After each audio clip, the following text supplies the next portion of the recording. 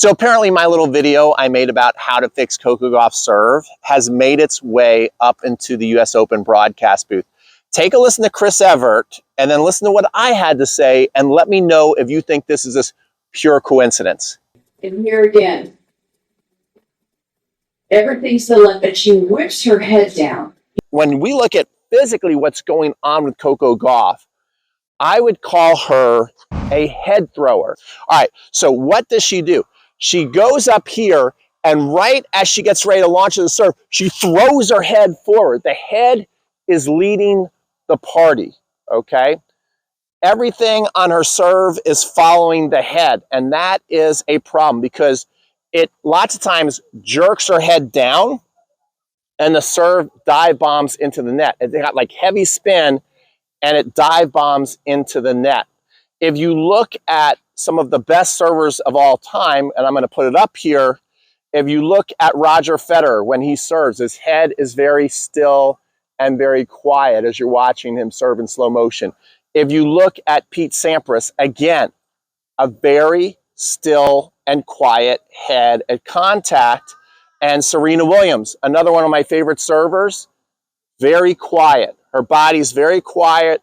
The chest is very quiet. The head's very still. You know, these great servers, Chris, the head is very still. You look at Pete Sampras, you look at all those players. What do you guys think? Comment below. Anyway, it's all good. All I want is for Coco to play well at the US Open and have a great tournament. So in this video, what I want to talk about is how, if I were coaching Coco Gauff right now, how I'd actually coach her during the rest of the US Open and after. And I think you're going to get a lot out of it too if you happen to have some of the issues that she has where you fall down too early, you hit double faults, you lose confidence on your serve.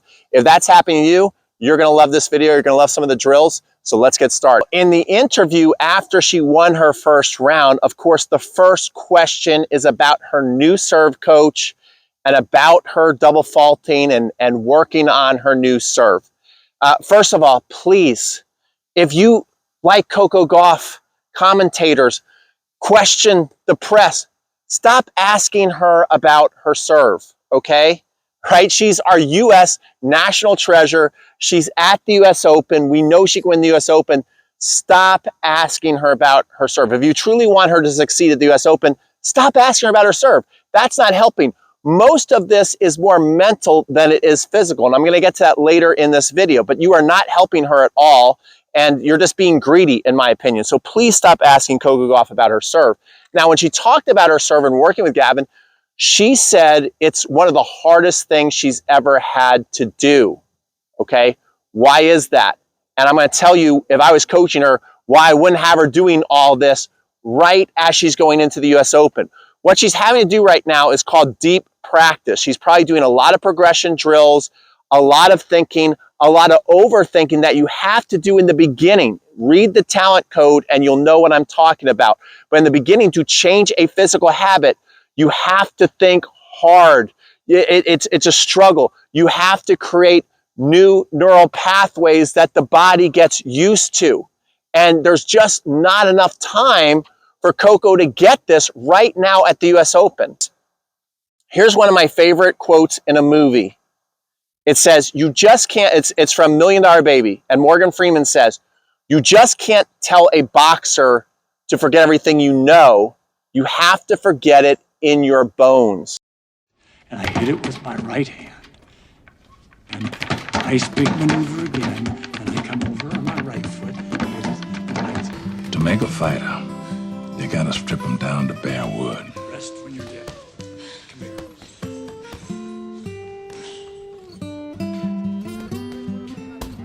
You can't just tell them to forget everything you know. You gotta make them forget it in their bones.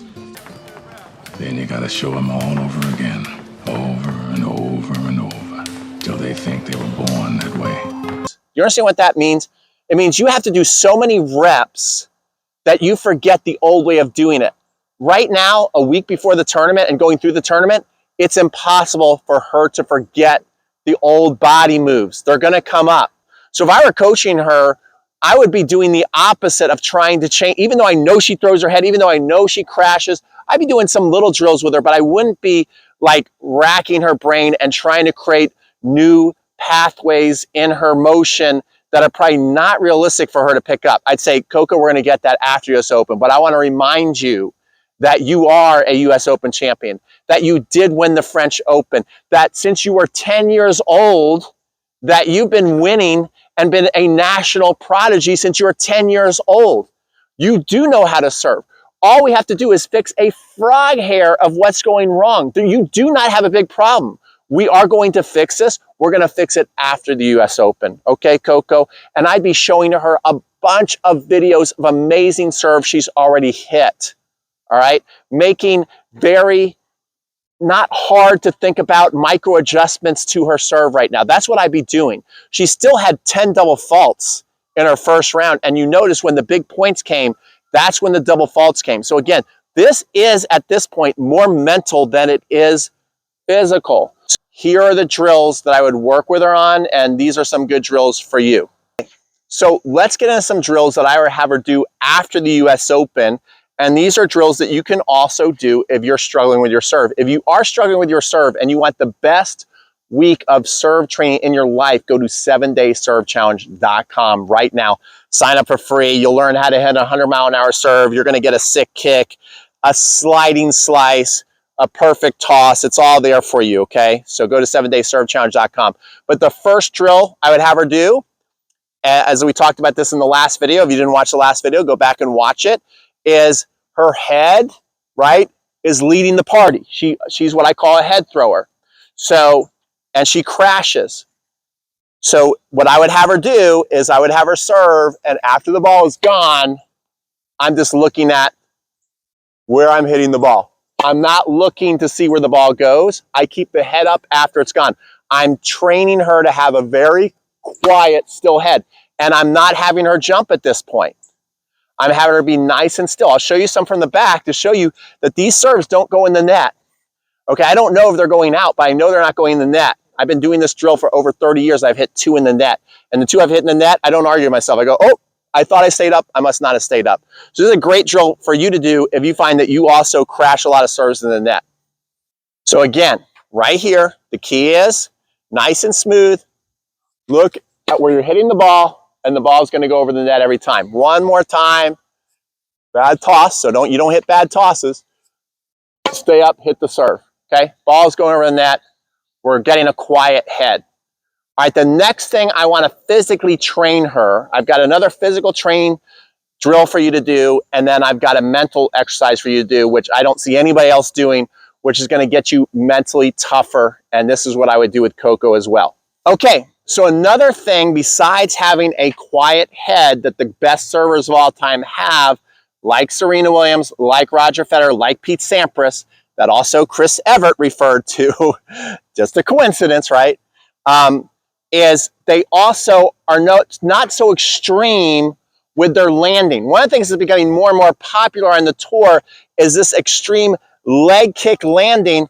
And Coco Gauff does it so extreme that I would call it like a tabletop landing. Her leg goes way up. I can't even physically do it, right? I can't even physically do it. But when you watch Coco, she literally goes so far over that her back gets straight, right? It's like this, and it's like a tabletop. You could literally serve dinner on Coco's back when she lands, okay?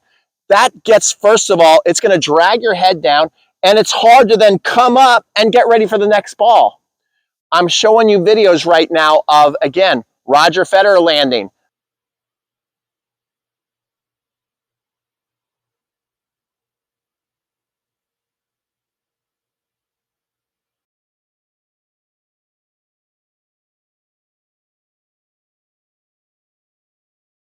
Again, they go over a little bit, but their chest stays more up. So like right about here, and then they're able to rebound. Djokovic, same thing. They're physical with it, but then when they land, they're about here, and then they can come up.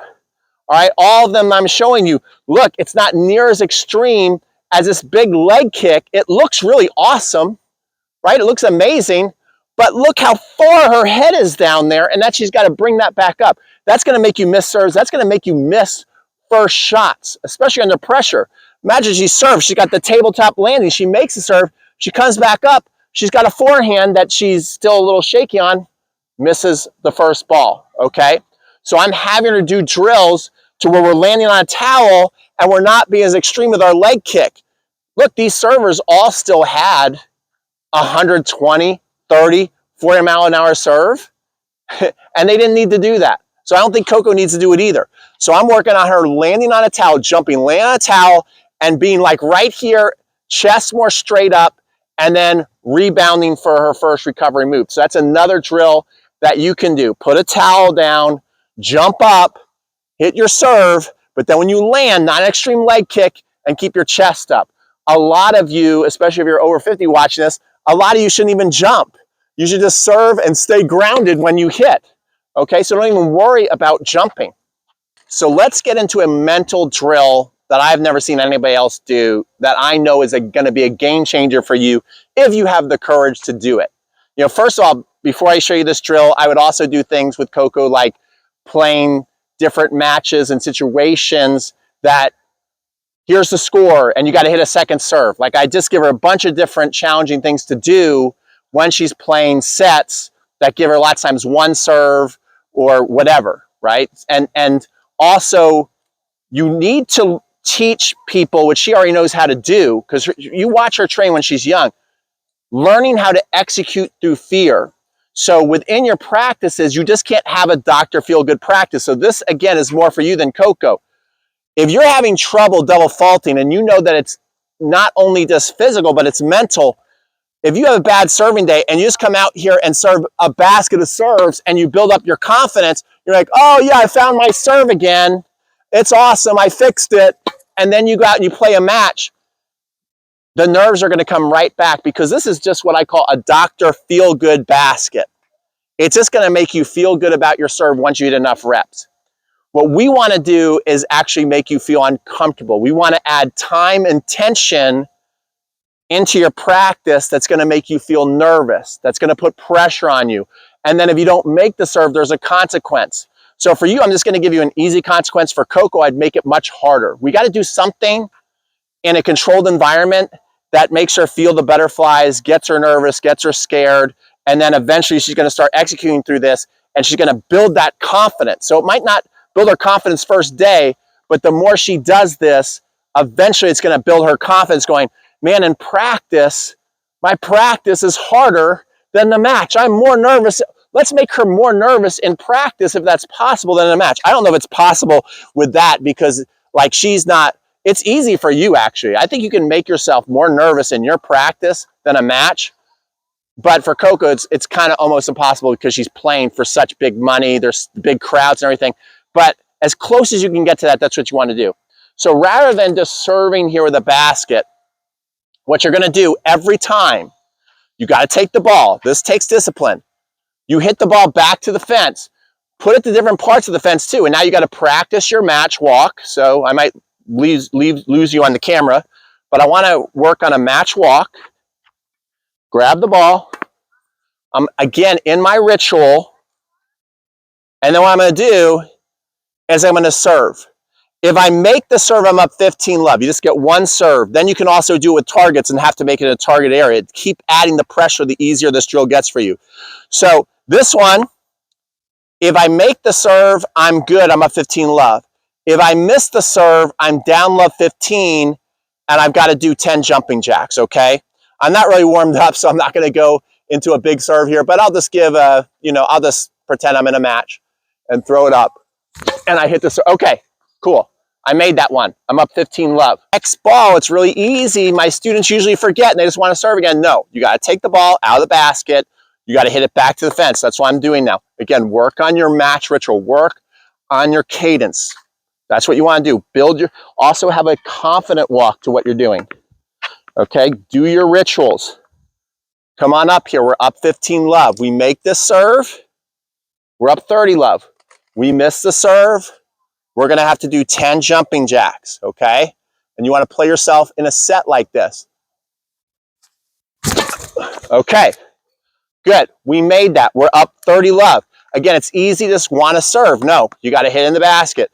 So now we're gonna come again. We're up 30 love. You can also, again, with someone like Coco, I might build the pressure as she gets more successful. So if she's up 30 love and then misses, I might say, okay, now instead of 10 jumping jacks, it's 20, 30, maybe 40 jumping jacks. Whatever it takes to create that nervous feeling, okay? I'm gonna still say with 10 jumping jacks. I don't think you wanna watch me do 20. Here we go. It's out. Okay, so now I gotta do 10 jumping jacks. 1, 2, 3, 4, 5, 6, 7, 8, 9, 10. Hey guys, so if you're still watching this video and you like watching Pete, your coach, do jumping jacks, and you're getting some good value out of this, give this video a like right now for my buddy B2.